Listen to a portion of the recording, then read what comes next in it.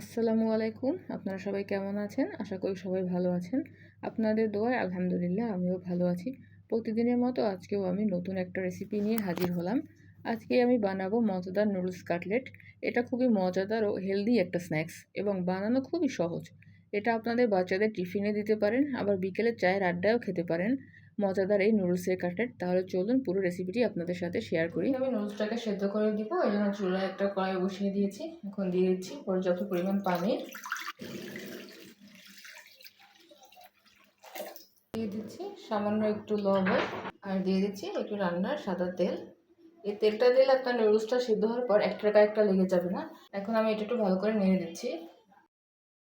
পানিটা ভালো করে ফুটে উঠেছে। এখন আমি এই পর্যায়ে দিয়ে দিব, আমি একটা ম্যাগি নুডলস নিয়ে নিয়েছি, এটা এখন দিয়ে দিব। আমি 2 মিনিট মতো নুডলসটাকে রান্না করে নেব। আমি নুডলসটাকে একদম পুরোটা সিদ্ধ করব না, 80% সিদ্ধ করে নেব। এই দেখুন আমার নুডলসটা 80%-এর মতো সিদ্ধ হয়ে গেছে।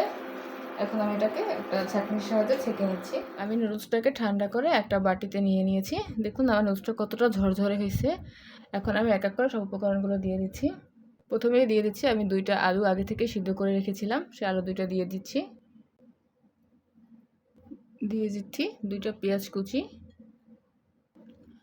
2 টেবিল চামচ পরিমাণ গাজর কুচি, 2 টেবিল চামচ পরিমাণ টমেটো কুচি, 2 টেবিল চামচ পরিমাণ ক্যাপসিকাম কুচি, 1 টেবিল চামচ পরিমাণ পেঁয়াজ কলি কুচি, দিয়ে দিচ্ছি কিছু ধনেপাতা কুচি, 2টা কাঁচামরিচ কুচি।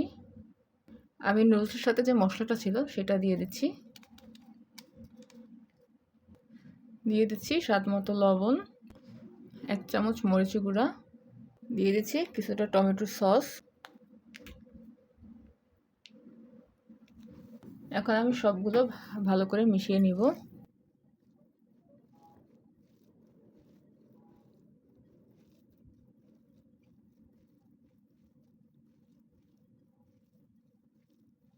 এই দেখুন আমি ভালো করে মেখে নিয়েছি। আমি হাতে ভালো করে একটু তেল মেখে নিয়েছি। এখন আমি এটাকে একটু এখান থেকে একটু নুডলস নিয়ে আমি ছোট ছোট করে কাটলেটের শেপ দিয়ে নিব। আপনারা যে যেমন পছন্দ করেন সেইভাবে শেপ দিয়ে নেবেন।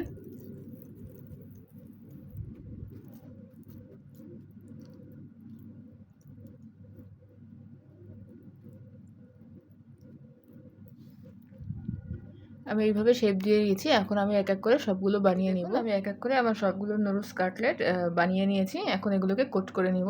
এর জন্য প্রথমেই আমি এখান থেকে একটা নুডলস নিয়ে নিলাম। এখানে আমি একটা নর্মাল তাপমাত্রা ডিম নিয়ে নিয়েছি, এটাকে আমি সামান্য লবণ দিয়ে ফেটিয়ে নিয়েছি। আর নিয়ে নিয়েছি ব্রেড গাম। এখন আমি কাটলেটটাকে ডিমের মধ্যে দিয়ে দিলাম। এখন এপাশ ওপাশ ভালো করে ডিমটা লাগিয়ে নিচ্ছি। এখন আমি ডিম থেকে উঠিয়ে কাটলেটটাকে ব্রেড গামের মধ্যে দিয়ে দিচ্ছি। আমি হাত দিয়ে চেপে চেপে ভালো করে কাটলেটটার গায়ে ব্রেড ক্রাম্বটা লাগিয়ে দিচ্ছি।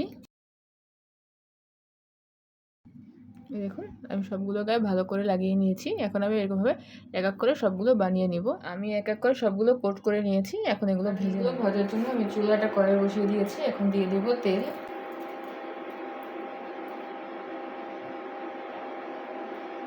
তেলটা ভালো করে গরম হয়ে গেছে। এখন আমি এক এক করে সব কাটলেটগুলো দিয়ে দিব।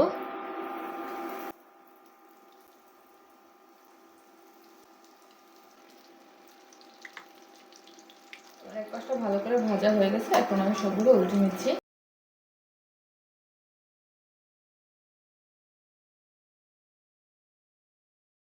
আমার সবগুলো ভাজা হয়ে গেছে। এখন আমি তুলে নিচ্ছি।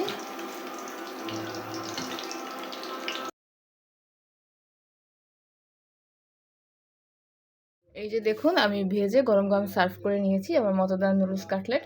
দেখুন কালারটা কতটা সুন্দর হয়েছে। এটা কিন্তু উপর থেকে অনেকটা ক্রিস্পি এবং ভিতরটা দেখুন, ভিতরটা দেখেই আপনারা বুঝতে পারছেন এটা একদম পারফেক্টলি সিদ্ধ হয়েছে এবং ভিতরটা অনেকটা জুসি হয়েছে। যদি আপনাদের ভালো লাগে তাহলে আপনারা অবশ্যই আমার চ্যানেলটিকে সাবস্ক্রাইব করবেন, লাইক কমেন্ট অ্যান্ড শেয়ার করে সবাই আমার পাশে থাকবেন। আল্লাহ হাফেজ।